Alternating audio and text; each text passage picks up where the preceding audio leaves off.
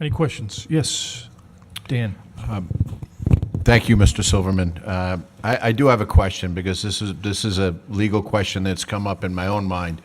If the retroactivity were to occur, which is what your client is more concerned with, but the statute has not yet run, so somebody's 17 years old, how would that impact?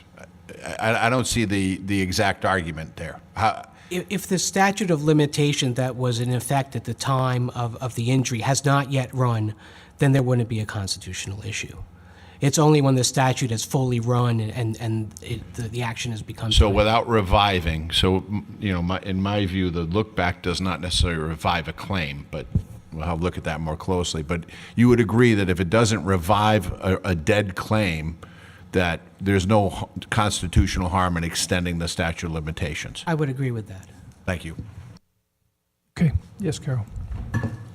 Mr. Silverman, I heard you talk about product liability claims, medical malpractice, et cetera. What we're talking about here is intentional misconduct by these pedophiles. There's no doubt about it. And in many cases, we're talking about with negligent supervision by the institution.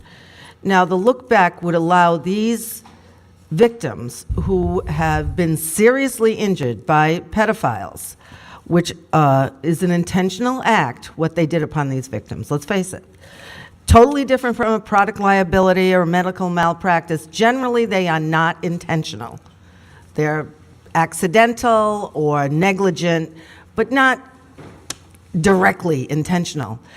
And we heard people testify tonight as to the window and why it's so important. And there's 3 compelling public purposes served by window legislation.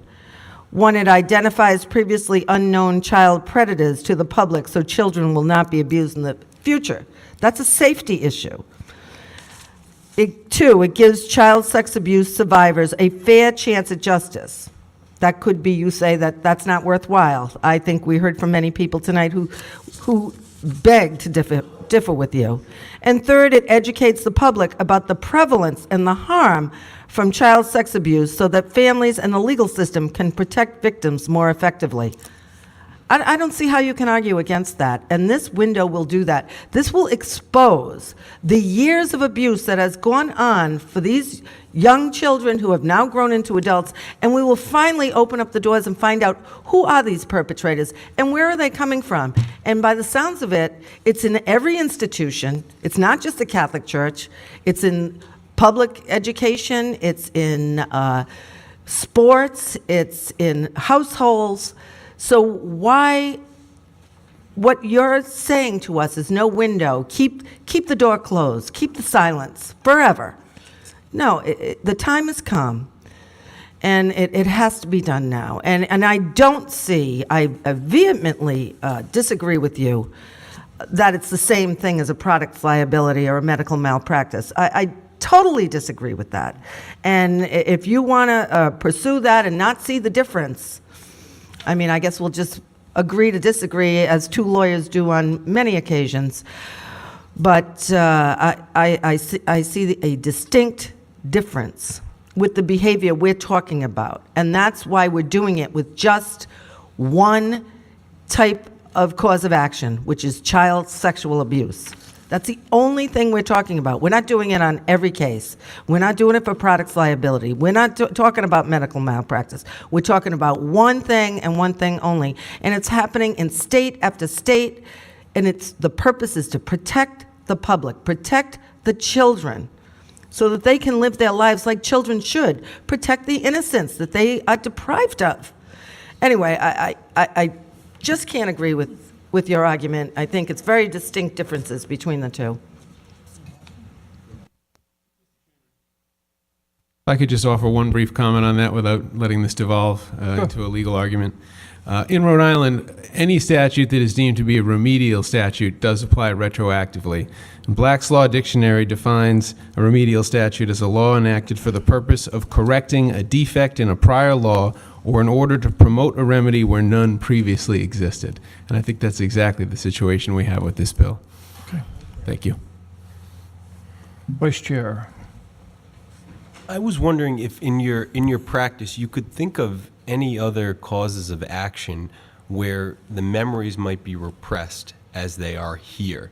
Because I think that's a pretty unique aspect of this cause of action, is that the memories are repressed. And so having a longer statute of limitations and correcting the past mistake of having a statute of limitations that's too short, I think calls for action here where, as you're right, it wouldn't necessarily call for action in a product liability case. Can you think of any other comparable causes of action where the memories are going to be repressed like this and may not emerge for such a long period of time?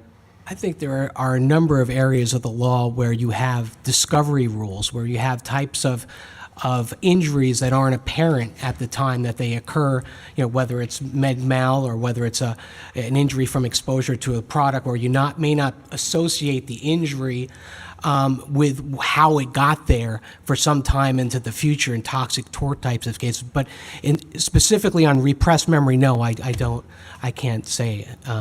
So I think that might be a fair comparison, is that you're only becoming aware of it at a later date. So for insurance purposes, it may be impossible to be aware of all the potential claims going back retroactively. And also, as we look at litigating these cases, that's going to be a factor that's weighed against the plaintiffs. But I think that they should probably have the opportunity to make that case. And I think that in many cases for the insurance defense industry, it's that's only going to be helpful for them, that they don't have to, that the plaintiffs don't have the evidence that they would have had available 35 years ago available to them now. But to not allow them to move forward, I just think isn't right. But if you have any thoughts on that, I'd love to hear, but I think you've made your point. Carol? I just have one more thing to say, Mr. Silverman. Can you think of any other cause of action that the victim carries with it shame, guilt, self-loathing? I mean, if somebody cuts off the wrong leg when you go to the hospital, you're damn mad. You're not ashamed, I would say. I would say you're furious, and that's a terrible analogy, but it doesn't carry with it what these people are saying they've gone through, where they don't want to come forward because it ruins their life. It's not easy.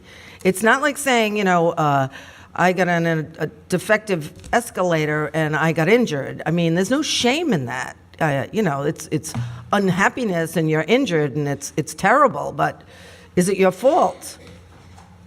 I'm not here to tell you what length of statute of limitations you should have. No, we're talking about the window is what you're Talking about definitely saying you reviving. don't like, is the window. We're talking about reviving time-barred window. claims indefinitely, going backwards on a negligence standard. I know you spoke before about intentional conduct. That's not what the bill says. The bill says negligence.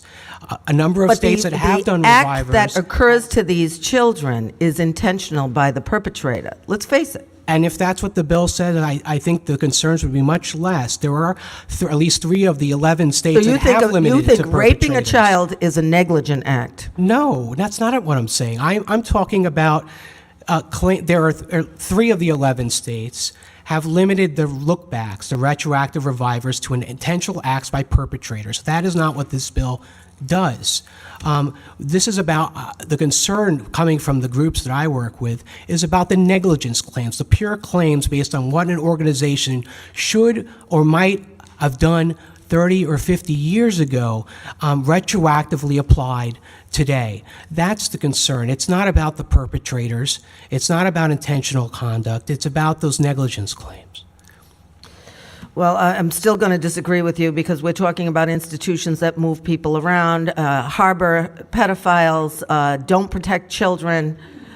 I'm sure that some of that might go on in other institutions, but not to this degree. I can't even come up with an example of anything close to this with the causes of action that you stated that would even resemble this slightly.